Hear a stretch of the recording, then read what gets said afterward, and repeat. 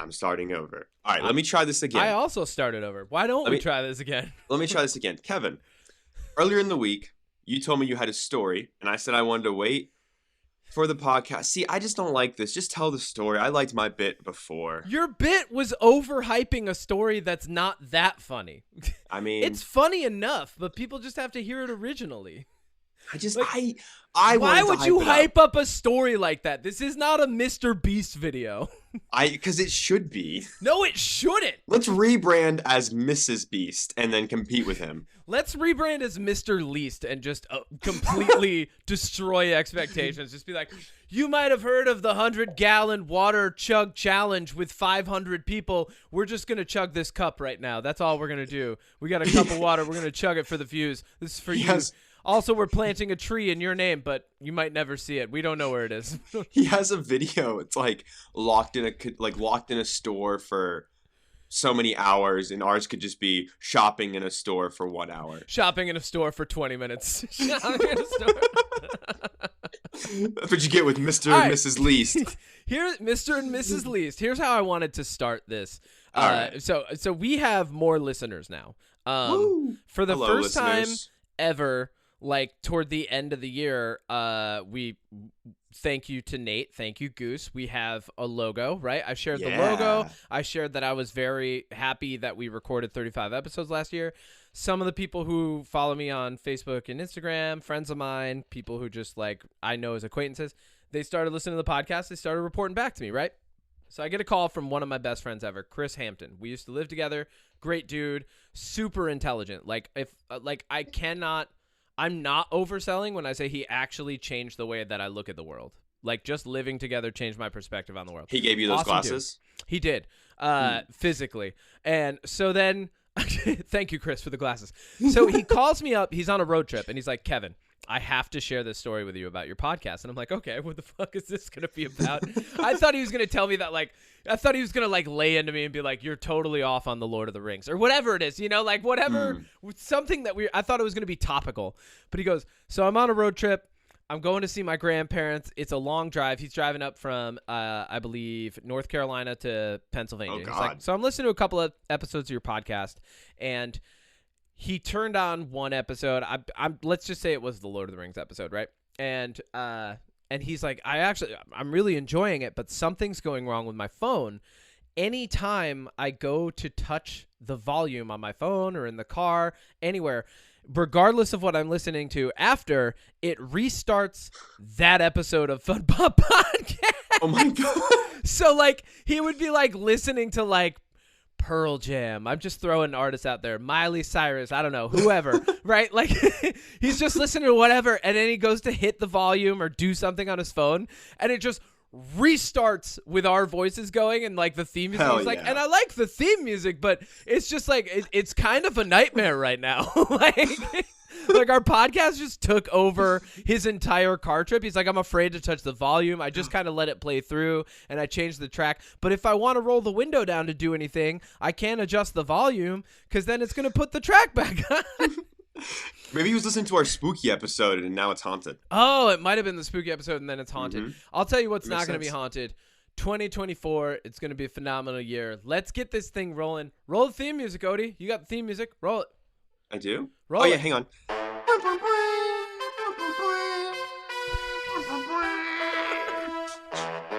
is, folks. 2024. All right. 2024.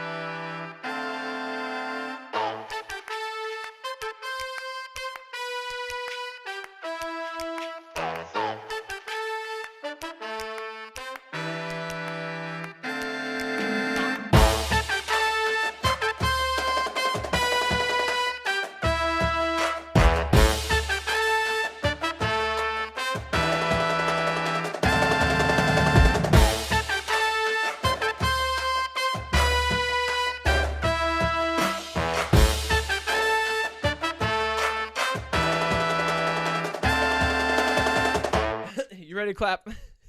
I'm always ready. All right, 3, 2, 1. Welcome back to the can of banana Hannah Montana Nope. shenanigan Nope. cast. Start over. All right. Welcome back to the Unpop Podcast. I am your Capitan Todo Siempre con los Galletes. Kevin Miner, he, him. With me as always, it's Odie Matthews, the chef, they, them. hell yeah. And it's 2024, and our It is. resolutions have started. You actually, I wanted to jump right into this right away. Let's do it. You actually did a really cool thing on New Year's Day because we were chatting, right? And you Mhm. were like, I want to go to the gym, and you were like, I need this routine, I need whatever. But inevitably through the conversation, we decided that you don't need any of that. You just needed to go. Yep. And you did it. Yeah. And it seems like, Odie, just doing the thing, not overanalyzing it, not looking up like whatever workout you could do on Instagram or Facebook, not like overthinking it. Like you just went and you did it, and now you started a chain reaction from that, from just going and doing it, and you've continued. Yes, I went 3.5 days Hell yeah. because I ended up on like halfway through the week. I started to feel like I was coming down with something.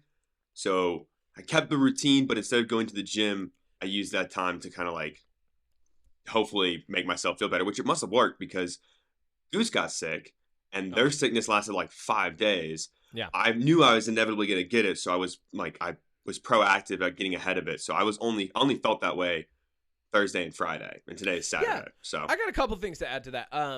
One, wellness is better than fitness, right? Health is wellness, not just fitness. Fitness is a component thereof, right? And this is something that I think I've always kind of like just carried with me. Like wellness is just overall. So like if you're feeling not well and you go to the gym and you push your body and like you really don't feel good about doing it, but you're just doing it because you feel like you have to, a lot of times, and I think people would identify with this, you end up kind of just hurting yourself or making it worse, like you said. So the better thing to do is to do what you did. You contributed to your wellness. So you didn't do 3.5 days. I don't know why. I don't know where this came from. And I don't know why we started the podcast with this, but I need to get this. I need to talk about it. You don't just have to go to the gym, right? And you don't just have to lift weights. And you don't just have to run or cardio or like whatever it is. Oh, yeah. Wellness sometimes is just like taking that break. Wellness sometimes is like just making sure that you meditated today. Mental right? wellness. Sometimes it's all you can do to just get something in. Like totally. just to share with you, like, so to share with you, you know, to get into it. So like the new year, I'm finally kind of like processing the end of what ended up being a very bad relationship with another person, right?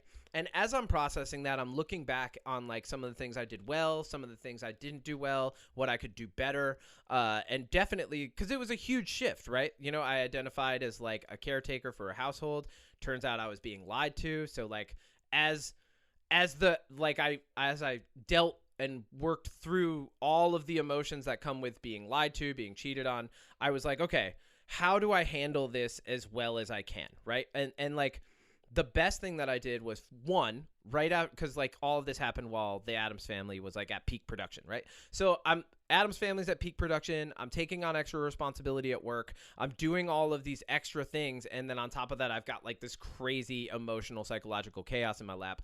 The best thing I did was I took the week after Addams Family off. Now I realize I'm saying I took a week off, right? And most people are like, I don't know when I'm ever going to get a week off, right? We live in a global capitalist society. You might not get one off. But luckily, I saw that I had the ability to take it. It was Thanksgiving week. So I really only took 3 days. I took 3 days off, and then I got a bonus 4 on top of that because of the weekend, right? Yeah. So when I took that off, the one thing that I did for myself, because I know this about myself, if I engage in physical activity too soon and I'm in a bad emotional place, like if I'm like angry or upset or confused, and I was all of those things, I'm going to end up overdoing something and I'm going to end up setting myself back a week. So what I did was I took that week off and I said, just make it to one thing by Friday, right? And I did. I made it to Muay Thai. And I had never done Muay Thai before, but I was like, okay, that seems like it's something that I can go to, that I can commit myself to. It's only an hour. I'm just moving, I'm just breathing, I'm getting myself out of this headspace, I'm doing something good for myself, and that was the best thing I could have done. Absolutely. Was I to just go, okay, one thing, right? Absolutely. I think it's cool because, well, not cool. That might not be the right word with what I'm about to say. I think, you coming out of I mean, I'll be honest, a relationship with somebody that I didn't fucking like at all. Well, you can say toxic relationship at this Yeah, point. Yeah, toxic. Yep. there have been enough um like let's just lay it out without too much detail. Since then, I have tried to be nice and tried to like maintain some sort of a friendly relationship through many different means, including Christmas presents, wishing a happy new year, things like that. But each interaction has proven that I'm putting out more than I'm ever going to get back, more than I ever was going to get back, right? And so in learning that, I can now look back on that and say, okay, that is a toxic pattern. Right. Absolutely. And it's the toxic part on my part being that I'm putting out more than I'm getting back consistently without changing up. Right. So continue. Well, yes, no, 100% agree with that because I, in a very different way and not on the same level, also left a toxic relationship of Toxic sorts. work relationship. Holy moly, that was the worst 3 months ever. That's all we have to say about it. Yeah, that's all I legally can say. No more. I told you what happened off the pod, obviously. Yes. But yeah. So towards the end of the year, literally the last 2 days of the year, I landed a new job. Which I'm very, very happy with. Literally, I like to tell this part of the story because it's a little pat on the back. But went in for the interview at 1:00, left the interview at 2:00, got back to my house around 2:30. And before 3:00, the guy called me and was like, I will cancel all my other interviews if you want this job.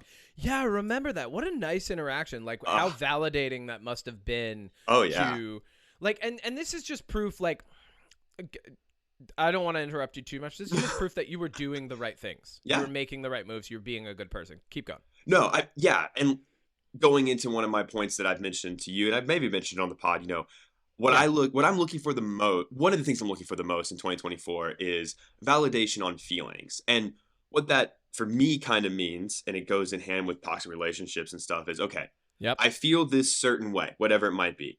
Do I have is it validated for me to be upset about this thing? Yes. Okay, cool. Let me live in it for a minute. Be upset, be happy, whatever, move on. No, I'm not. Yes. Okay, so why do I feel this way if I shouldn't feel this way? Let me do some self-reflection, work on that, get over it, put it in the past. And that's kind of, honestly, working there, that 3 months, honestly, that made me realize what I want in a work relationship, as I'm sure your last toxic relationship. Yeah. Yeah. And to add on to what you were saying, like, and to kind of like expand upon that idea, like you met someone, like you were worried about job interviews. We were talking this entire time, right? Oh, Obviously, we're best friends. So like we're talking this entire time. You're worried about interviews. I'm worried for you. I was like, oh man, I'm worried for them. Like I hope Odie can figure this out. And but I have no idea what the Denver job market looks like. Yeah. So in my mind, I'm just like, all right, just send in good vibes, right? Like that's all. That's literally all you can do in that instance. It's not like I can fly out to Denver and help, So I'm just like, all right, thoughts and prayers, bro. That's all I got for you. But so like, you go to this interview.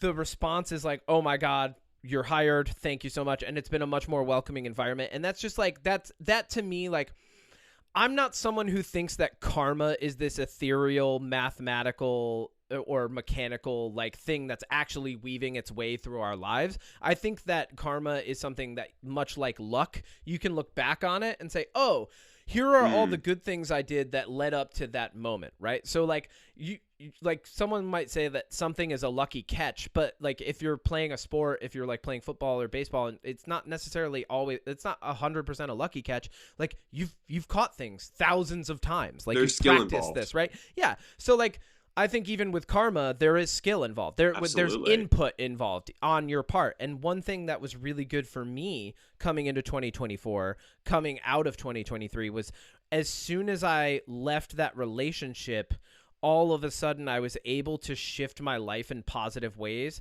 that I was restrained from doing while I was still there. Right. So like, just to share with you, because I didn't start my resolution on New Year's, I'm already down 20 pounds. right? Oh, Like oh I'm yeah, down, yeah. yeah, I'm down 20 pounds, over 20. I'm down 25 pounds now. But all of that, like I think it had to do with the stress, honestly. But like I'm down 25 pounds. People who found out reached out to me and like told me like, hey, I actually didn't really like that relationship that you were in. It was hard to tell you no because you're such a happy person, or to like give you my I opinion on felt it, but that here's my way. opinion on it. You did. Dude, you did. So many of my friends did. My whole family did. Like it was so funny. It was like when I became sober, all of those people that were like, oh, well, there's alcoholism here, and like, yeah, sometimes you got a little too drunk. It was like that, but even more so. Like people were like, oh my, like even the girls at the bagel shop were like, we never Woo! liked her. Like Yeah. I was like, wow, thank you for telling Oh my me. God, that And time then, we went to the bagel shop and she was I there. don't even don't even have to. But like even the girls at the bagel shop were like, we never liked it. Like even my old neighbor, my ex's current neighbor was like, yeah, you're good. Like Yeah. he actually just reached out to me yesterday. He was like, you want to come over and bring coffee? I was like, actually, we could go meet somewhere for coffee. I really don't want to be near there. Yeah. Just so you know, like I don't want to hang out by my old apartment. I want to like, let's move away from that. But that felt like, I think some people might look at that and they might call it karma, and they're not wrong, right? But like what that is it's a testament to your ability to make correct choices and lead with gratitude and be a good person, right? And so like when it comes to leading with gratitude, making good choices, being a good person, leading with gratitude leads into those things. It leading with gratitude is the impetus for making good choices, being a good person, right? Just be grateful for things. That thing that I post almost every single morning. Yep. I haven't posted it yet, but like it literally is what I do. I wake up, I move, I breathe, I make coffee, and then I think about what I'm grateful for the day, even if it's just the fact that I got up. It's really funny you mentioned that because we had what we called a team meeting last night because we're a team. And this one was all about. You're talking you and Nate. Yeah, you and me and Nate. Okay. Right. Sorry, I guess, yeah, more context. And our team name. We were just talking about your job, so I was like, oh, yeah. That's a good is this point. A professional team meeting or a personal team meeting? No, personal. So we made dinner and we sat down and we were like, okay, let's go over for this one, because we've been having like little meetings all week preparing for the year, financial meetings, all kinds of stuff, just making sure we're getting off to the best foot possible, right? Yeah. And so last night we were talking about goals, and we broke it up into our personal goals and then our goals in the relationship, right? And my personal goals this year and what I'm working on, number one, and I think this is the most important for me, is I want to be more appreciative of what I have. Because a lot of times, and I think everybody's kind of guilty of this, you have all this wonderful stuff around you, but there's always that thing that's out there that you still kind of want. It's that other thing you're trying to achieve, the other thing you're trying to get. You might have, like for me, like I have this camera. Oh man, but I really want this camera, but like my camera's fine. And that can go from as small as camera as it is to like just being appreciative of, I have a good job, I have a car, I have a house, like, well, an apartment, I have a dog, I have a partner. Like, I feel like in 2023, I got so caught up on like the things that I wanted to achieve that I wasn't even realizing all that I have achieved. And so part of my daily morning routine before the gym, I wake up, I move, because I took that from you, by taking my dog out. Got you. I'm back into caffeine finally after taking a month off. And Woo! then I do like a little meditation in the mornings. And so during that, like, that's when I'm like, okay, what do I have that like I can be appreciative of? And just really absorbing that and letting it become like a big part of my 2024 is just being like, even if I have all these like other goals, whether they be personal, work, whatever, I still need to make sure that I have time to appreciate everything I currently have achieved and have. Yeah.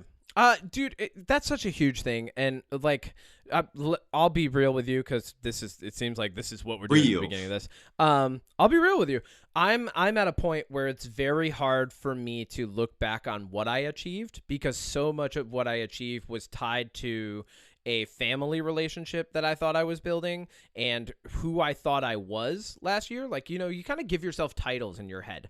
And like, I was like a caretaker. Like a lot of my money went toward bills for a household and for pets and for like all of these different things. And so a lot of like things that I was achieving ended up getting poured into a place where I wasn't necessarily getting anything back. So when I look back on 2023, I'm like, what did I achieve? And I actually like recently had to like really sit down and reckon with myself and go, okay, cool. Here are the things that you can actually look back on and say that you achieved that year by yourself, for yourself, right? And now one of the harder things, because now I'm finally like, it took like 2 months to really like get over the hurt, confusion, anger, all those negative emotions, because it takes time to get over emotions that are that grandiose. You know, like the more you love something, someone, someplace, somewhere, the more the loss of that thing creates an emotional, it's, I don't want to call it like trauma, like it hurts you, like for some people it might be, but like it feels similar to, it's something akin to trauma. I would say it's baggage, right? Like that's the term that we use. So for 2 months, bags are heavy for me. And now that I'm finally like letting go of the bags, right? I'm finally like, okay, there's no communication. There's no 100% no going back to, on any level, not even friendly, not even personal, like none of it.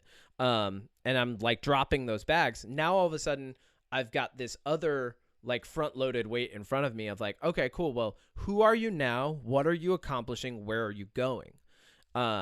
And very fortunately, like I said, one of the other things that I did was I didn't just start with, the go to one thing on Thanksgiving week. I was like, because that was honestly, it was very hard to just do one thing on Thanksgiving week. But then the next week I was like, okay, do 2 things. And then the following week I was like, okay, do 3. And then as December went on and it became like, there was like, ebbs and flows, like emotions come in waves, but like I kept finding more things to do. And so now I'm able to just kind of, even though I wouldn't necessarily call them grandiose accomplishments in my world, I'm able to go, okay, you've lost 25 pounds. You look better, you feel better, you run faster, you're doing all of these things. You've committed to work. You've already done a couple really nice things at work. It's just the beginning of 2024 and your projects are already moving forward. I've increased communication.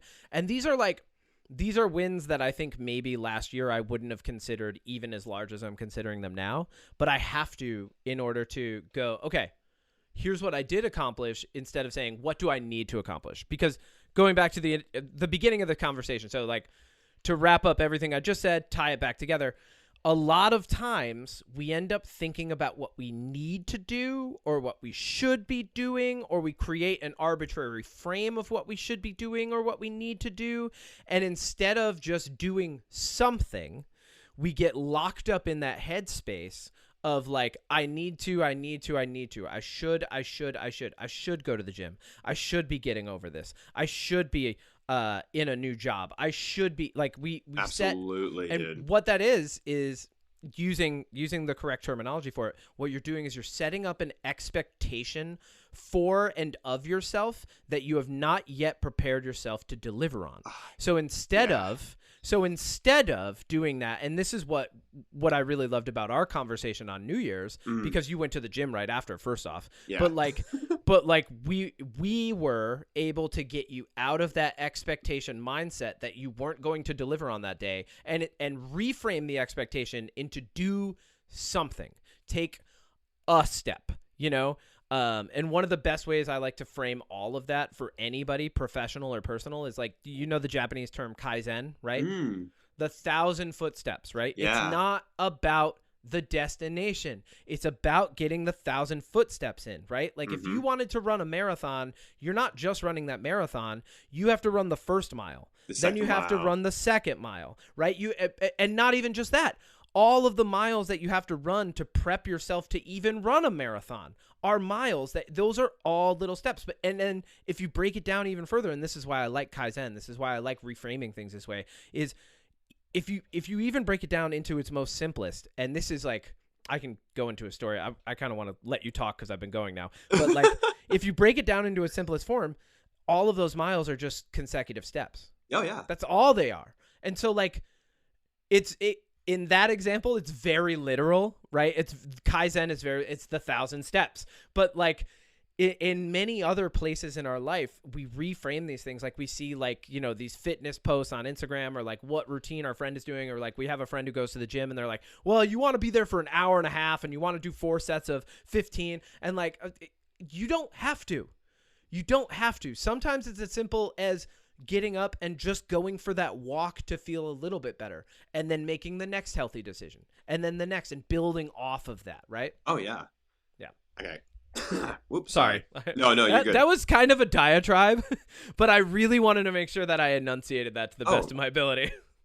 Yeah, dude, honestly, I love when you I personally love listening when you go on those things because Okay. I mean, it's literally why you're you're my best friend, is because the mindsets are so similar, and it's so important.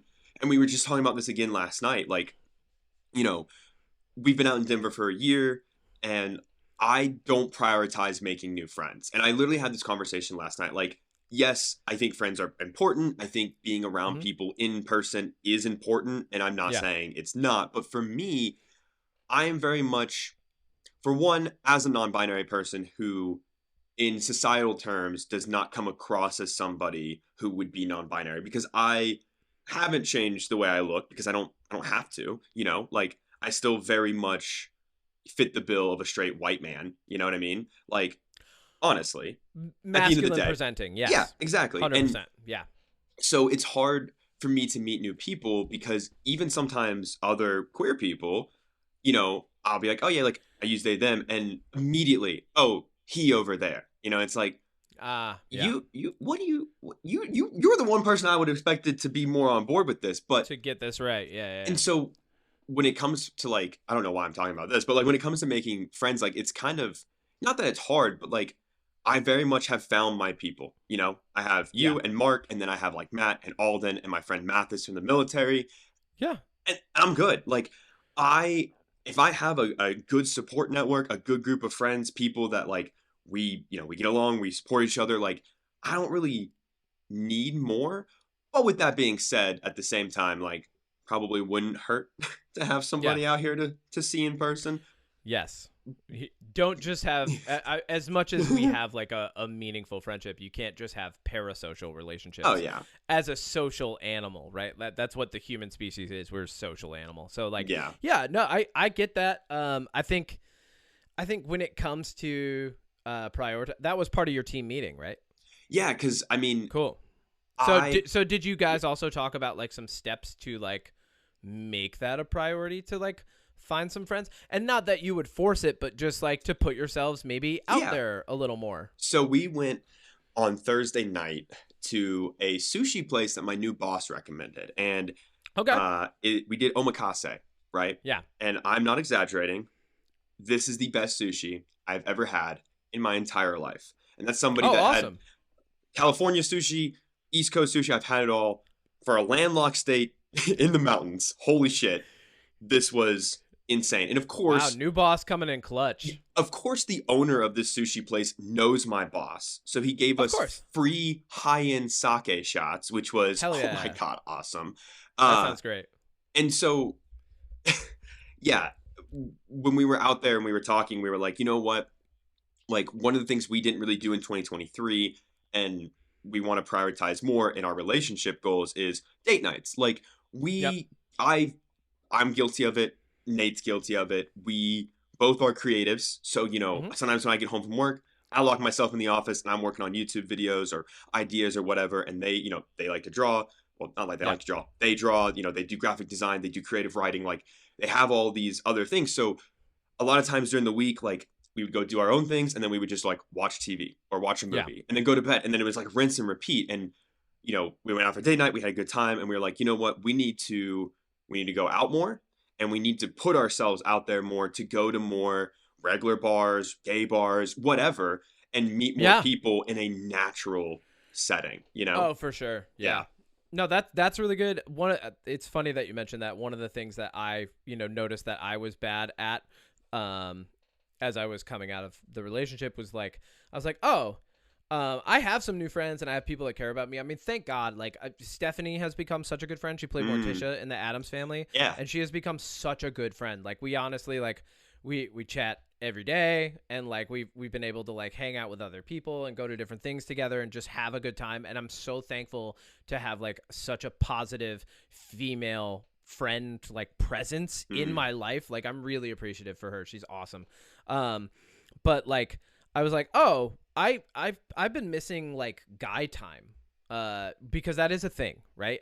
I am cisgendered, he him, white male, You and need I've guy been time. missing guy time. Yeah, and there is something to be said. It is a little bit like testosterone based. It doesn't have to be like it's not it's not. It's not like the Kens in the Barbie movie, but it's kind of like the Kens in the Barbie movie. Do you know what I'm saying? Like, Oh, yeah. it's not like that, but it is like that. But like yesterday, just to update you, so we now call them Hang and Gains, and yeah, Grayson I saw that on your and story. I got together and did a workout. And Grayson is the first person I've ever worked out with who said, "What do you want to do to warm up?" And I was like, "Let's do burpee pull-ups," and he just went, "Okay, let's go." Oof. And I was like, oh my God, this is like a friendship that I've been missing in my life, because I'll take other people. I think I find myself in a position a lot where I'm like, I maybe I identify as it, maybe I just like kind of automatically do it, but I kind of find myself in this position of uplifting people. It might even just be like my secret sauce Just in your life. It might just be personality. my secret skill, Yeah. right? It might just be my superpower. But like, so I find myself in a lot of relationships that are like that, and not a lot of relationships where I have someone who's necessarily pushing me, right? Ah, yeah. And that's a component that I need in life. And that's part of the reason why once I started going back to martial arts, once I started going back to discipline and training the way that I have been, I was like, oh, no, I'm going to grab onto this, because now all of a sudden I'm in a room full of a bunch of different people, and any of, I told that story that one guy punched me in the head harder than I've ever been punched. That's pushing for me. That's not for everybody. But for me, that's pushing, like some people, it might be the person who's more artistic than them that like they want to hang out with, or better at photography, or better at playing songs, or like better at even just enunciating how they feel and what they think, or accomplishing reading a book or whatever. But like, you need to find those people in your life. And I think this is why every coach has a coach, but like, you need to find those people in life that are going to uplift you, that are going to push you. And it doesn't have to be like a, come on, here's my hand, I'm lifting you up. Yeah. It can be something as simple as like accepting the challenge of something that you already find a little bit challenging and going with you on it. Oh, yeah. It can very much be a Sam and Frodo type thing where like you push each other in different ways, 100. Yeah, definitely. I mean, I don't know. Going into 2024, I feel like I've always been kind of the person to push others. If like a good example, my other really close friend, best friend, Mark, he reached out to me a couple months ago. He's engaged. If you're listening, I don't think he is, but if you're listening, congrats again. And he was like, listen, like, I really want to I'm taking videos and photos. His fiance's name is Dom. He's like, we're taking photos and videos leading up to the wedding. And funny enough, and I'm going to give him a hard time till the day we die. So Goose and I met on March 22nd in 2017. Okay. Dom and Mark met on March 24th. I don't know what year. We got married on October 31st, and their wedding is October 29th. So Nice. We met 2 days before, and then Mark jokes that his payback is getting married 2 days before, which is really That's kinda funny fun. because I like it's that. just, it's very symmetrical. But Yeah, that's nice. so he's like, hey, leading up to the wedding, I want to take all these videos of, Yeah. my dog is going nuts on his toy. Sorry. He's like, Get it, Max. dog. He's like, I want to take videos of like Dom and I kissing, going to date nights and doing photos. He's like, and I want to surprise her with a nice video edit. And I was like, oh, dude, like, I got you. And he was like, no. Can you, over the next however long it takes, would you be willing to teach me and coach me on how to video edit? He's like, I really want to get into it as a hobby. Dude. Okay. Anybody that's a friend of mine, anybody in general. I mean, I even have a subscriber on YouTube who I've become friends with. His name is Aramis, who I'm doing the same thing. Having somebody that's close to me and be like, I want to learn this thing that you're good at. Will you teach me? Oh my God, dude. Not only is that just the best way to hang out, because like, I just feel like, and it goes both ways though, because like, yeah, I know a lot more than him, obviously, but having somebody new and fresh, which I don't know if this would apply to other things, but like having fresh eyes in something that I've been doing for years has also given me ideas, Yeah. Because he's coming in with completely fresh ideas. Like, well, what about this? I'm like, I've never thought about that. Let me see if I can make that work. And I think, this is why we had that conversation on New Year's, to go back to that. Like, I realize that there are things that I want to accomplish, but I have to be willing to be like, you know what? I can't do this on my own. I need somebody to motivate and push me, which is why when I go to the gym, I text you, and Yep. like I like That's what not that I'm I here for, man. not that I want to shoulder the responsibility on somebody because that's not what it is, but it's like a mutual, I know you're trying to accomplish this thing. I love and Yeah. care about you. I will help you. Getting that reciprocated, oh Mhm. my God. Great. Yeah, I'm your captain, baby. That's Absolutely. what it is. That's what it comes down to. You mentioned pushing, and I feel like we've done a really good job setting this up. We're obviously we started sharing the podcast more. We're On picking up more YouTube with this listeners. episode. We had quite a few people that had us in their top podcast of last year, which actually surprised me. Yeah. I don't know why it surprised me. Like I'm saying that like I don't think that it's worth it to sit down and record every week, which I Yeah. obviously do because Oh, I show no. up. Yeah. Like I'm not just doing this because I don't have anything else to do. Yeah. But ultimately I think we've had a really fun time. I remember last year when you pitched the idea of even doing this podcast, it was like we were just like, all right, we don't know what it's gonna be, but yeah, it's gonna be Big a yes thing. and. And that's what it's become, is this big yes and we definitely we have a couple realms that I would say that we touch on.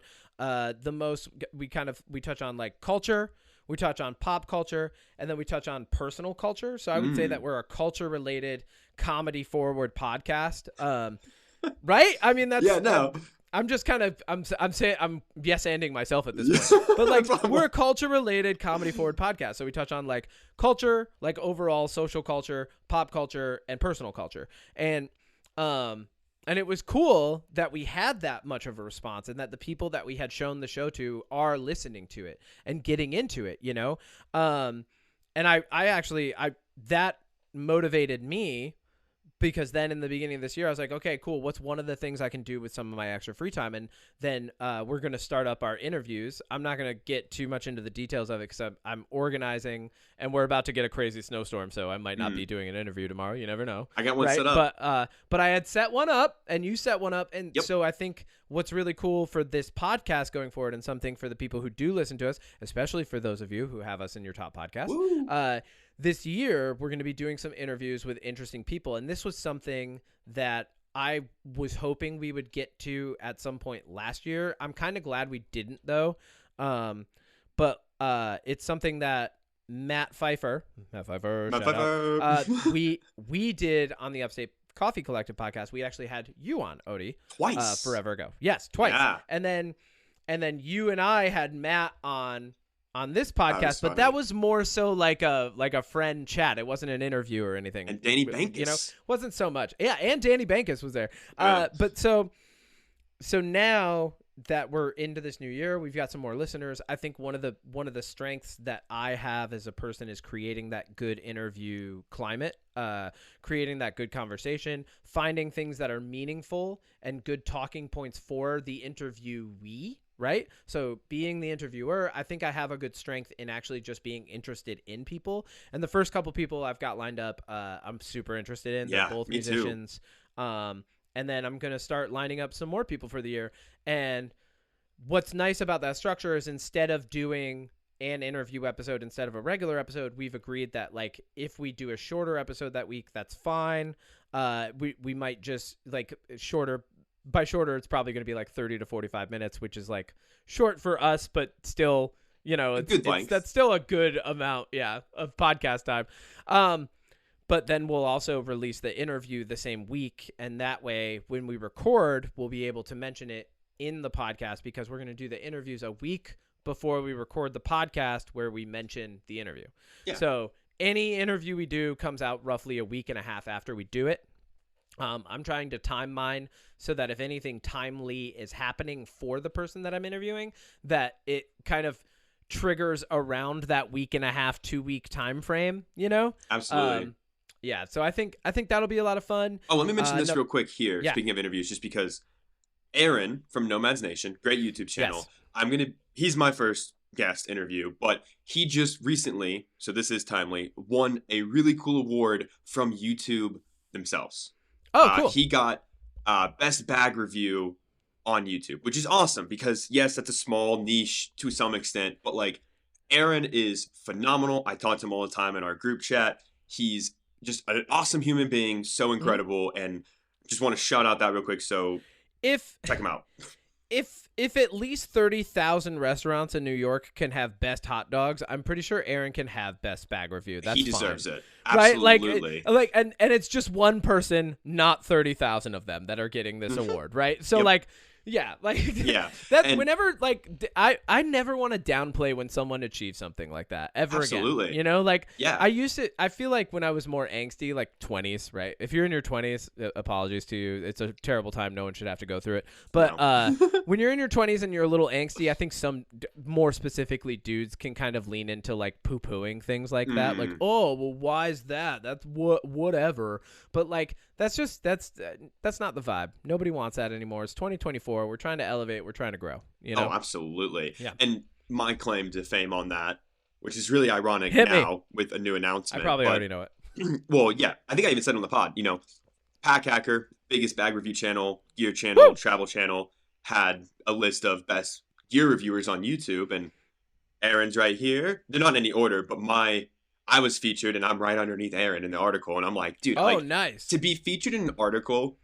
with reviewers that I used to watch that inspired me to start my channel, like Bo Ismono, who was basically, I don't know if he would call himself this, but like he was my mentor when I started out on YouTube. Like I reached out to him super early on when I didn't Yeah. even have like, I don't think I was even in like triple digit subscribers yet. And I reached out to him, and then he's just been such a huge influential and like support system with this group chat he set up, and like all these other creators, like the guy that runs Pack Hacker, like talking to me in a group chat. Like what is that? Like that's a channel that like I used to fucking obsess over, Yeah. which is funny because, and I'll announce this here, my YouTube channel will no longer be doing reviews. I'm done. I've put it up. I'm not doing gear reviews. I'm not doing backpack reviews. Whoa. My content is changing. It's still going to be in line with what I did, but I made a promise to myself, and I think this is really important going into the new year to mention something like this. Hit me. Because when you start something new, I think it's really good to have obviously goals and things you want to accomplish. And Mm-hmm. I also think it's important to kind of have a caveat that if something changes with the way you look or view or experience that thing, you need to take a second and be like, is this still something that is as important to me as when I started?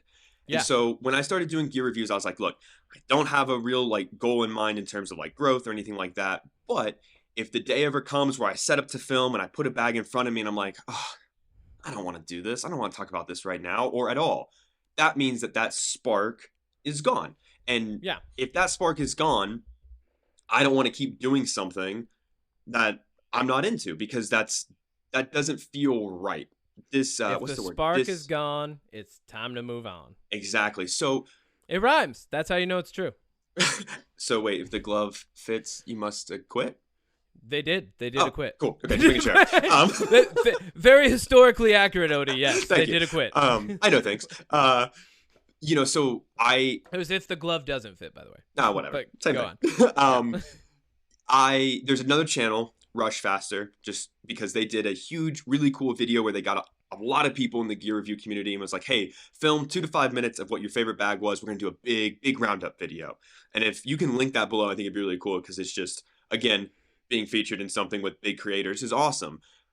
But I realized after that, I was like, I don't really want to do reviews anymore. I want to do, and I was talking to the group chat I'm in with all these creators. We call ourselves the Pack, because backpacks, the Pack. Yep. Get it? Funny. Mhm. Pew, pew. And I was like, I'm moving into, here's all the stuff we've talked about, but how do you use it? What's the best way to use all this gear, to use all these pouches, to use all this stuff? Yeah, So yeah. my content now is, obviously I'm doing the fun tier lists, which you're going to be on. We're doing, we're going to be doing the Spirit flights later this year. Like, Yes. I've got my friend Mathis is coming to visit at the end of this month, so we're going to be doing some content together. And so like I have my fun content, I have the podcast going up on the YouTube channel. So if you want to hear this on YouTube, you can head over there and hit the subscribe button.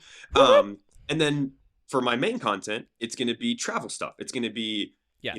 the best gear for travel, how to get better at packing light, just anything and everything related to making travel and all of that easier. Because as somebody, for the last, since I was 18 to now, I've traveled over a dozen times a year, if not more. When I Yeah. worked for the environmental company, I was in a new state, new city every single week, 3 weeks out of the month. Like, Yeah, and I would say you do a more relatable version of travel. I think there's a lot of influencers out there and a lot of people who run YouTube channels and Instagrams that are doing what I would call like fantasy travel, oh where yeah, where like the people who are watching it are kind of fantasizing about themselves doing it. So yeah, it's like travel by proxy for the viewer, right? But jumping you're off doing waterfalls. yeah, so like what you're talking about doing though is you're talking about getting into the nitty-gritty of how you're traveling and Hmm. presenting that to people because they're going to have to do it as well. Yeah, and like Okay.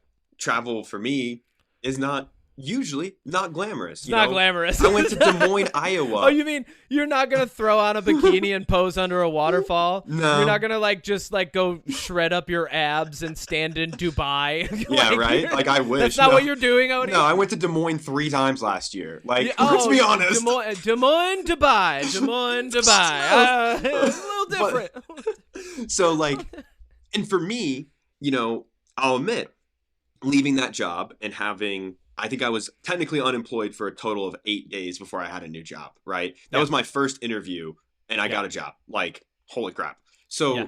in that time period, I really sat down and was like, and this is important and it goes to all aspects of life, again, bringing it all back to self-reflection and stuff, which is just huge for me right now, to sit Yeah. down and be like, oh, okay, like I don't have the love and passion for this anymore.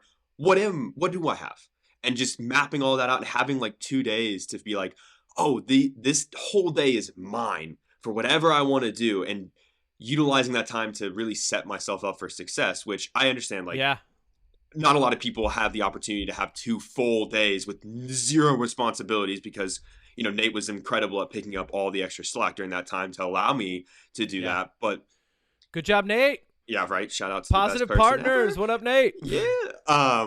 So I don't know. Like, I guess where I'm going with this is just it's so nice to have an epiphany of, oh, I don't love this thing anymore, but then to immediately be like, oh, but this new thing that I love, and just being able to like replace it so where it never feels like there's a gap or a hole or something missing. Because I've had that before. That's a really important thing. I think especially in your realm, and when I say your realm, I don't identify as a content creator, right? I mean, obviously we're making some form of content here. You could probably call me that, but I would say like if you were to ask me like, Kev, are you a content creator? I'd be like, no. Odie is a content creator, and in that realm, I think a lot of times people either self-electedly or feel like they've been pigeonholed by their audience into just doing one thing, Oh yeah. even if they lose the passion for it, and the only time that they stop is when the views stop. So I think you're actually doing a really good thing in going, okay, I took a break from it already. Obviously, I wasn't feeling inspired. It's time to shift gears. I think that's much better than like going and going and going, even though you might not necessarily be inspired. And like maybe it would even show through in your content, and then you'd lose viewership, and people would remember that, like that downfall of momentum that they experienced with you, rather than you just going, okay, that spark's kind of going away. It's time to find the new spark and move forward with that. Absolutely. I think, and I've talked to other content creators in this realm and not in this realm that, when I tell them this, they're like, "Ugh." And actually I had one in the pack be like, message me separately and be like, I feel this. Like I'm dealing Yeah. with the same thing. And so we kind of had a conversation. And, some people told me, they were like, well, for your fun content, which is what I call like the tier lists and the Fast and Furious video I'm working on, that I literally like, I told you I watched all 10 movies in less than 2 days or in 2 days. And Yep. that was 2 weeks ago. And I'm still trying to mentally recover from that. I'm not lying. I'm not going to lie. But Yep. people were like, why don't you just start another YouTube channel and put all that content there? And it's like, no, I don't want to do that.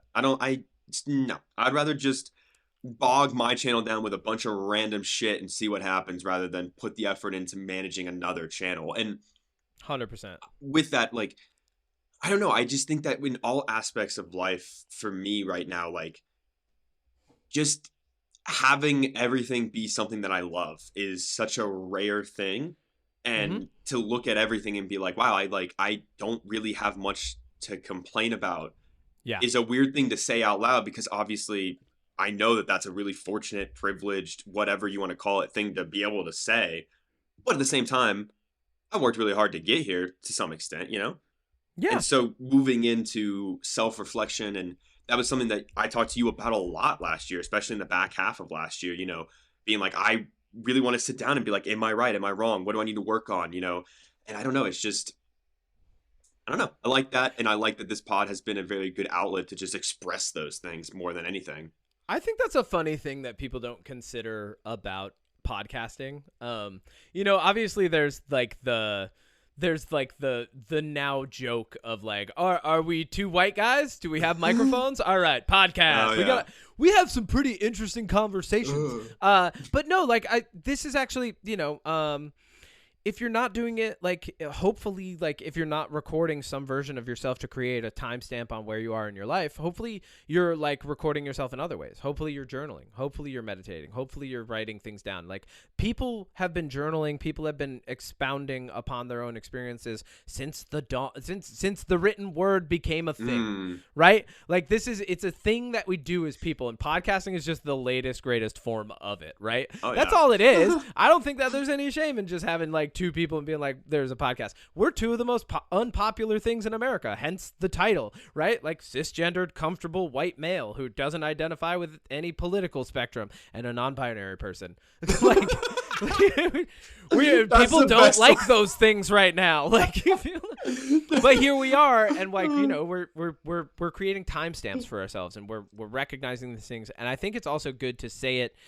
There's a little bit of weight that goes into saying it in a recorded format, where then people go, oh shit, like he means that. He said that for people to hear. Mm-hmm. That is out there. The whole world can hear the thing that you just said, right? Yeah. And it's not like we're taking to Twitter with a rant. It's not like we're taking to social media. Like, going back to the other conversation, I have not gone on social media and ranted about my experiences in a bad relationship, right? Yeah.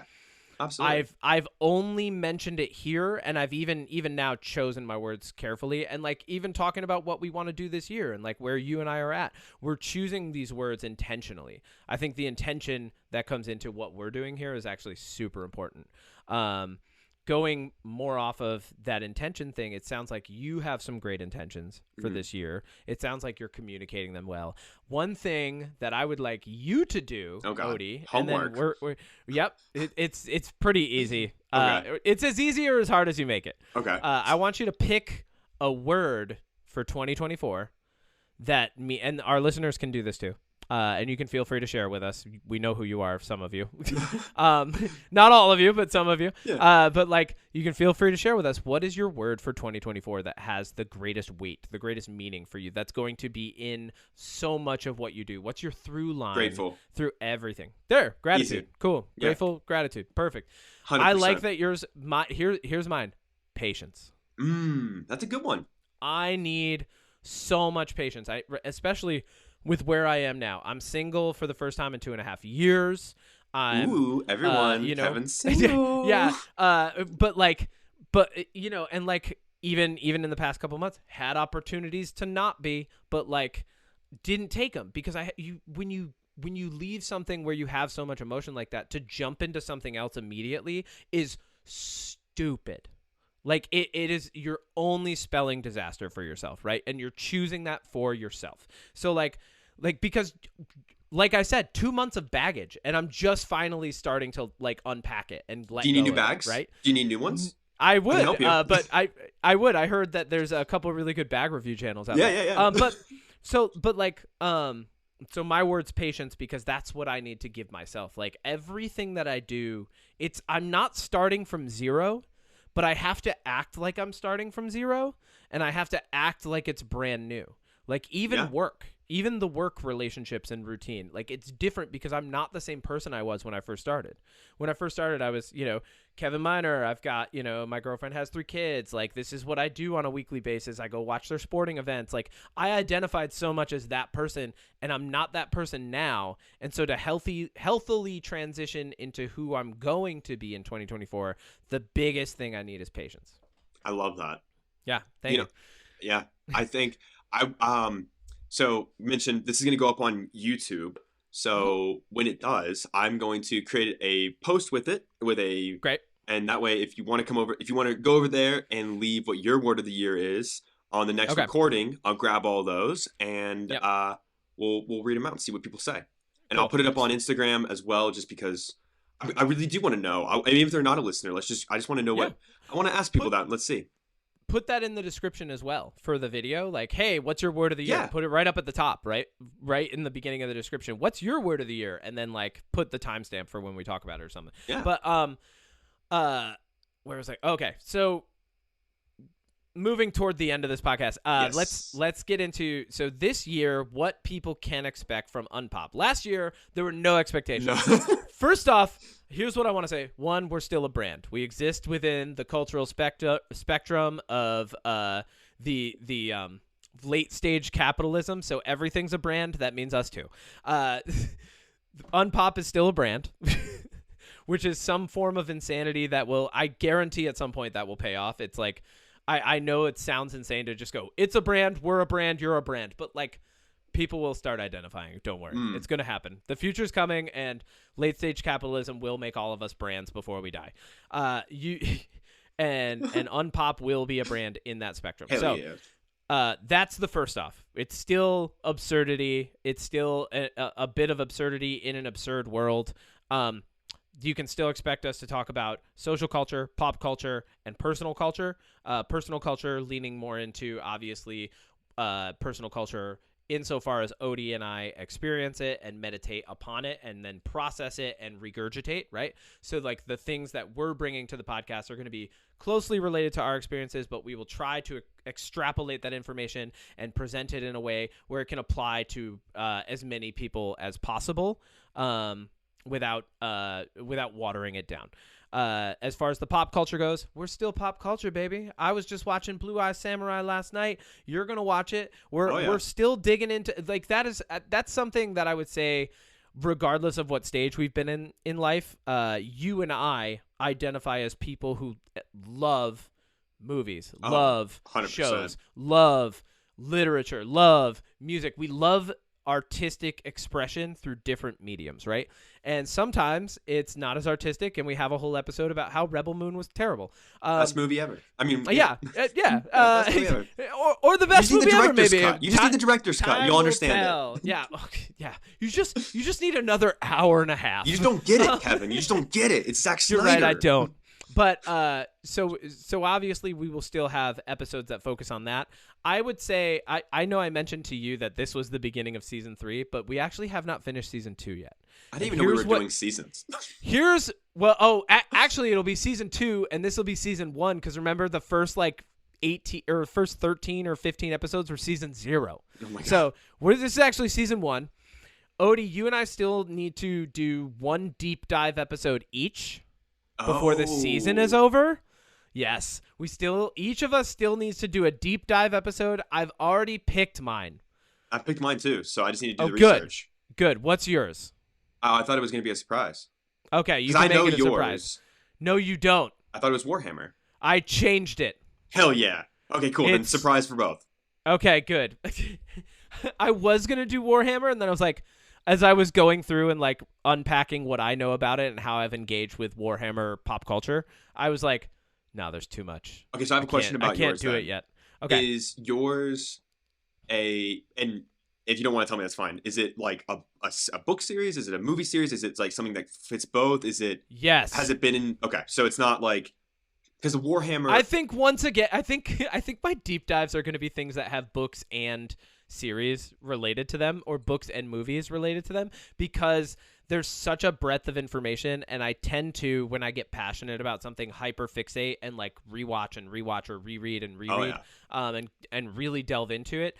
So my deep, I'm just gonna tell you, my deep dive. I don't care. My deep dive is Dune. I'm gonna dig into Dune because part 2 is coming out this year, and I was watching it I was rewatching it for like the 120th time the other day. Yeah. Yes, actually that many times. I'm not exaggerating. I've turned it on, and many times I've fallen asleep watching it, but I love that movie so much.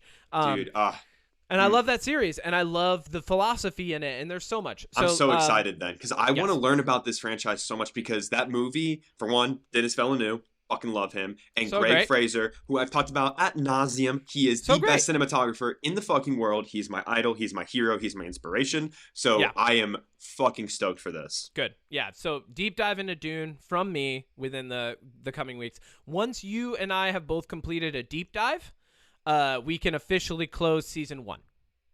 So season 1 of this podcast is done once we've each done our deep dive. We will then begin season 2 of the podcast. Other things that people can expect, because I definitely want an update on this episode. We last year we touched on your journey of being non-binary, and then we had what we called the gender fluid episode. I would like to update that every year because that is a developing concept in culture. I just listened to that episode from us.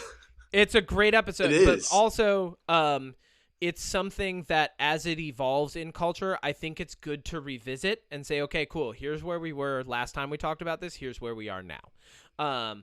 Because it's something that's important to you, and because it's important to you, it's important to me. And I mean, it probably would be anyway because I'm a progressive type person, but it's extra important to me because it's important to you. So definitely people can expect that this year.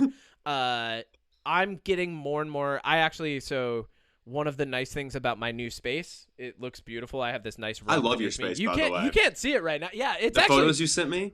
My life has upgraded so much. I love my new bookcase. My new bed is so comfy. I've got everything is so comfy. I got my yoga corner. I've got my kettlebells right here. The only thing I share is a kitchen. It's so comfy, cozy, nice, and I've really just been digging into and learning how to enjoy it again. But what was I saying? I lost my thought. Oh, we were talking about into my space, and I got so excited. Season about it. 2 is coming to an end. Well, season 1. Season 1. Yeah. So another thing that people can expect is that we're going to be talking about just like our. That's what I was. Gender saying. fluid. I don't. No. You're going to be seeing all of the big movies of this year. I will be seeing some of them with you. So those conversations will be great. I would actually, I don't care if you spoil them for me. We'll still always do the spoiler segment. I'm not the type of person. Let's just go on the record. Spoilers don't spoil things for me because I still have not experienced the novel experience of watching it for the first time. And I'm the type of person who's not like, if someone spoils like a big twist in a movie, I'm not waiting for the twist and trying to guess where it happens. So it doesn't, I think that's why spoilers are spoilers, because some people, once they know a thing, they're just waiting for it the entire time. So it ruins the rest of the watching experience. It's not that it ruins the twist itself, because you still have to watch it happen in real time. But I think it ruins the rest of the watching experience because all of the stuff that builds up the tension to the twist has been ruined for people who can't get past that. And that's fine. I don't have that experience with film, books, anything. Like if someone tells me, you could tell me the majority of an entire story, and whether or not I was going to read it is unaffected. Whether or not I was going to watch it is unaffected. But where I was going is I actually, in contrast to you, do not have a television. I only have my laptop.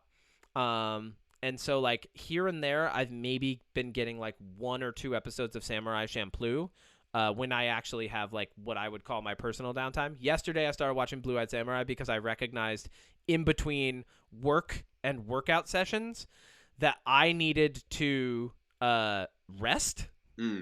So Important. I was like, because I came home and I was like, okay, what are the 5 other things I can get done today to be super productive? But it had been such a long week emotionally, psychologically, physically, that I was just like, just lay down.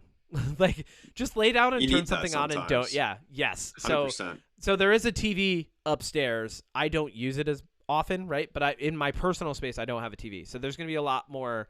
I think what I'm going to be coming to the table a lot more with like insights from readings, things that I've been delving into a little more. And like I said, I still have my laptop, but I don't tend to watch a lot on my laptop. So I think of the watching, you're going to be doing more and then bringing that. Of the reading or expounding, I'm going to be doing a little bit more and bringing that to the table. I think that's going to be a nice balance. So people can expect that. The culture, the personal culture, the pop culture, deep dives still for every season. Interviews are coming up, like we said. That's going to be a nice little like bonus episode on the weeks that we have them. And that, I think that for now encapsulates what's going to happen with Unpop for, the coming future. That being said, I need to share with you, this is an Odie segment, but I'm taking it over for Kevin. Oh? I need to share with you my not jam. I love when this pops up. And I shared it with you last night. And and I can't get it out of my head. I know exactly because what you're going to this say. stuff is horrible. Yeah. We mentioned it in the shark episode, right? The Jaws episode where we're talking about Jaws and snakes on a plane and all that stuff. Yep. Okay, Steamboat Willie hits the public domain. For anybody who doesn't know, Steamboat Willie is Mickey Mouse. You just can't call him Mickey Mouse because that will never be public domain. Yeah. Yes.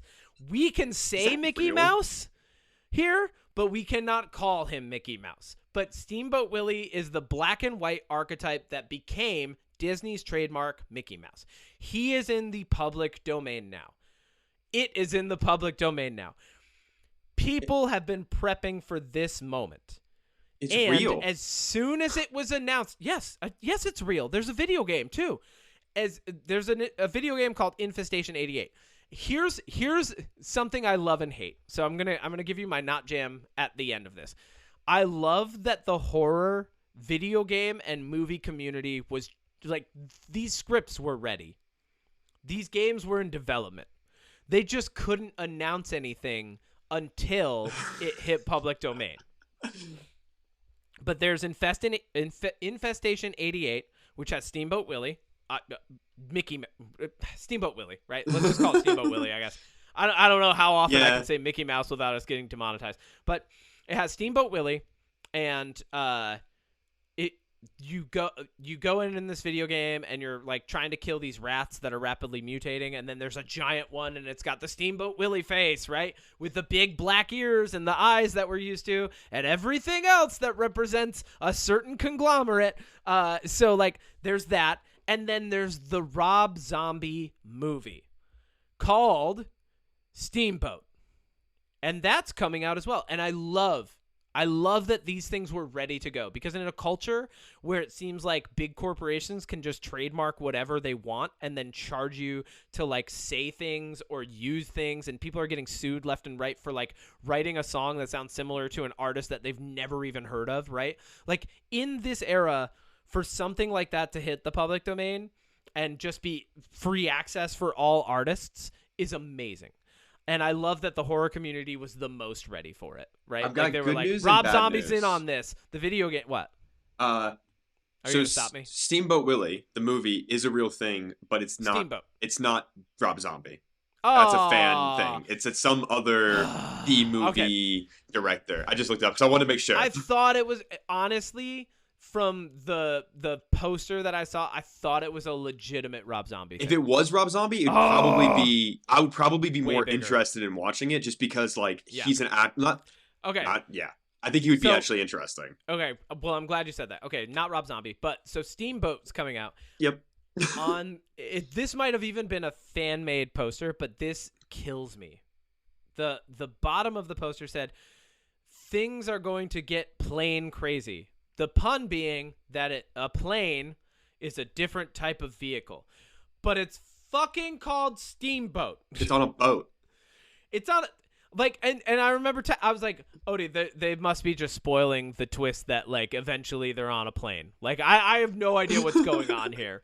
Like, why is it so hard to write good copy for like a tagline for a movie, right? No sense. Why is that the hardest thing?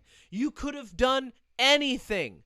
You could have found a way to do a like clever twist on the "we all float down here," right? From it. You could have reframed something and made it good. And maybe not everyone's brain works that way. Like yours and mine, like we're doing that all the time in our head anyway.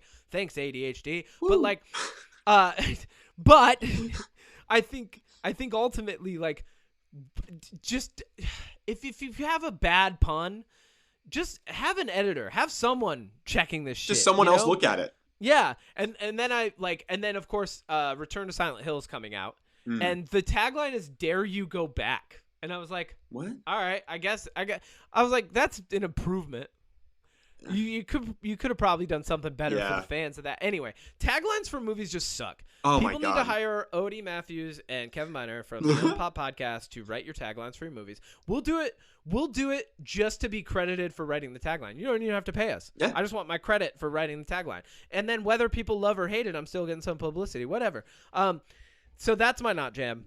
Do you have a jam for me this week? Yes. My good sir. Um, I am halfway done with a show. I think I mentioned this to you off the pod. Excuse me. You did. Um, it's called The Outsider. It's a Stephen King adaptation on HBO Max. Yes. It has Ben Mendelsohn, who people would probably most notably know from Rogue One as the villain, Yes. and he also plays one of the scrolls in the Marvel universe. He's like the main scroll. If you're Yes. still keeping up with Marvel, which nobody is. Ben Mendelsohn is a great actor. He's phenomenal. He was also in Killing Them Softly, which Yes, I love. love Killing Them Love Softly. that movie. Yeah. Okay. So he is, for one, I just like his acting and his performance, and like one of the things that really stands out to me about the show, and I'll tell you what it's about in a second, but like Yeah, the hit me. the cinematography, the directing, and the editing style. There are so many shots, and like this show is to me exactly how you do a horror element, right? Okay. Because there's a lot of scenes, and like we watched an episode last night, and one that sticks out is there's a doorway, kitchen. There's a little bit of light coming from the window, but the rest of the kitchen's black. You know the characters at the sink. You see them turn around, and Yep. everything is blurry until they come through the door frame, and just a little bit of light hits their face, and that's the only thing really in focus. And like, because you know something's in the house, so it does Yeah. a really good job of blocking and staging these scenes. But with Ben Mendelsohn, there are so like his acting, like I forget He's phenomenal. sometimes that he's not like he's playing a character because like he was talking in a chair and like the way like he's moving and like adjusting himself while he's talking about this thing, like I'm like, dude, that's so fucking spot on. Like that is Yeah. exactly how people talk about this stuff. But what it's Exactly. about basically is small town in Georgia. A very gruesome, horrible murder of a kid happens, Wow. and it's just kind of unraveling this mystery and like what is, and like you kind of know what the reveal is going to be. It's not Yeah. really a spoiler. I mean, you pretty much instantly are like, oh, okay, I see what's going on here. But it's the reveal, it's the steps, it's the things you're like, how are they going to get over 10 episodes, how are they going to do this reveal? And it's just we're on episode 6. And if you like horror, you like mysteries, and you love phenomenal directing and acting, Jason Bateman's in it. Phenomenal. Fucking Awesome. phenomenal. Dude, that is a good jam. That is a solid jam. I have 2 jams for you this week. Okay. I got a bonus jam. My first jam is there's an artist called Andres. Andres has been around for forever. I actually met him around the same time that I met, actually the same night that I met Andrew Michael Wells of Idola, right? Andres was there, and it was the guys from, I forget the headlining band's name, but they have like an albatross for their logo. Them, Idola, Andres, and myself all outside of King's Tavern in Brooklyn, just sharing a joint, having a great time, right? Like, what a great memory. And he was such a funny dude. Like, he was like a really cool dude. He's got like, he was wearing like overalls at the time. He's probably like, 22 or something. But like, so he's got this new album. It's called Sonny Torres and the Multiverse, which I assume Sonny Torres is either his real name or the name he's using in that album, right? I haven't done too much delving into it, but in 2024, like there's so much multiverse stuff that's happened that I was like, oh, okay, Sonny Torres and the multiverse. But it's actually a really good take on like he uses a multiverse as a vessel to tell the story of a guy who really wants to be with a girl that he just shouldn't be with in any version of the multiverse.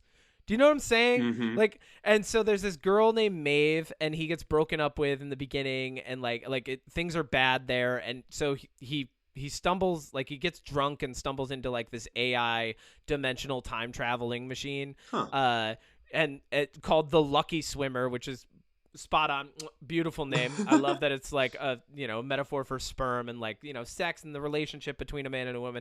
There's a lot that goes on there that's very like subtle, not subtle, but there's a song on it called 3 Maves where he talks about 3 different women that he goes on dates with, and it's so funny because the first is like ultra liberal, the second one is ultra conservative, and the third one it like literally leaves him because he has the wrong zodiac sign. And it's just like it's so beautiful and like it's so well written and such a fucking jam. And I've listened to it probably 20 times this week just because of the musical element of it even. But then the song is like making me laugh. It makes me think of do you remember that song Pillow Talk by Lil Dicky? Oh yeah.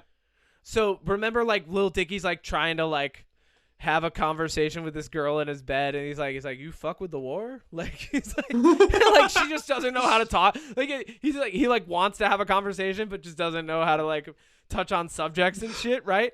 And the girl's throwing up red flags. Like this is the same thing, but for like the post-punk genre, like, but definitely more in like an instrumental, well, not instrumental, but like melodic way. That and then Blue Eye Samurai, yes, for sure, is my jam this week. Oh my god, dude! Here's like you know how sometimes something gets hyped and then you're like, all right, well, I don't know if I can invest in that now 100%. because it's been overhyped. You know how like someone would come into a podcast and overhype a joke that you said was funny, but like it's not actually that funny. Can't think of any examples of that. But it makes it like the impact is less. You know how that happens sometimes. No, I don't think so. Okay, right. So people were hyping up Blue Eye Samurai, and it took George R.R. Martin mentioning that he thought it was good for me to go, all right, I have to watch an episode. Like, yeah, because like I'd seen all these people talking about it, and then George R.R. Martin called it beautiful, and I was like, all right, this man knows how to describe some amazing shit, so I definitely need to watch this now. And episode 1, I didn't even realize that it was only one episode. I thought I had watched 2 because it's like an hour and 2 minutes, right? It's a very long cartoon. For real. It's not an anime. It's definitely like cell shade. It kind of falls into the anime category because it deals with samurai, obviously. So I think like, but it's not what we would traditionally call anime art style. But it is really, it's reminiscent of anime. It's got a lot of really great action sequences. It even like at one point cues the most recognizable track from Kill Bill. Like, it's so good. It has so many nice homages to like classic Japanese Western and like samurai revenge stories. But then one thing that I really want to mention about it that really sold me on it was they incorporate modern lingo into it in a really funny way. Interesting. The main character at one point is talking about these other samurai are asking the main character what her style is, like what the style is that she practices in, right?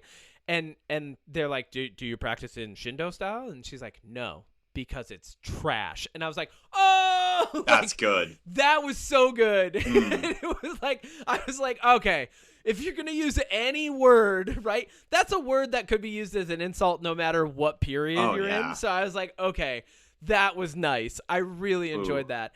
That, and then the other thing, it's not really a spoiler. It happens in like the first 30 seconds, but like her foible, her partner on this journey of revenge is this guy who has no hands. No hands. And he is the comic relief. He's all the beautiful, lighter moments that like they counterbalance this like dark. Because if and I was thinking about it. I was on episode 3 last night. If he wasn't in the show, it would just be a revenge story, right? It would be very Kill Bill. It would be very Miyamoto Musashi. Like, it would be angsty and dark, and like everything would be so dramatic. But there are these beautiful moments where they get to like a town and then they part ways, and he ends up embracing something local and cultural, and it's fun. And there are like lighthearted moments and serious moments, and the dude is obsessed with soba, and like it's so good. Yeah, I can't. Blue Eye Samurai, mwah. I am beautiful. It's high on my list. Goose, I think, is almost done with it, and I wanted to watch it with them, but then I was busy. Well, so good. I'm gonna text Nate about it. Yeah, good. I probably would love to talk about it because they are ready for me to start it. But all right, I'm trying to keep my shows to one show at a time. You know? Yeah. Can I start calling Goose Nate more just to practice that? Is that cool? Yeah. Hell yeah. I mean, I called him Goose just because it's just been the nickname since we met, basically, you know? I've only ever called them Goose, and then like when you said Nate the other day, and I had to recalibrate my brain for a second, I was like, oh wait, yeah, like you know how that happens with people who have nicknames. Oh yeah, like yeah, you're just like, oh yeah, that person has a name. They're like, they aren't just Legless Bob, they're Bob. Legless Bob. but yeah, so like. So all right, cool. I'm glad I can start saying Nate more. All right, cool. That's all I got for this episode of the podcast. I think we laid out the foundation. We talked about where we're at, where we came from, where we're going to. I think this was a very positive episode. Odie, now before we started this episode, you told me that you had the funniest story that you've ever told anybody ever to end this episode on. Mm-hmm. You said that like people were going to be peeing their pants laughing because you had this amazing story. What was it? You know, unfortunately, I think we're out of time, so I'll have to save that for the next pod because I have another call. It was the funniest story It's okay. ever. Look, we'll just save it for next time. No!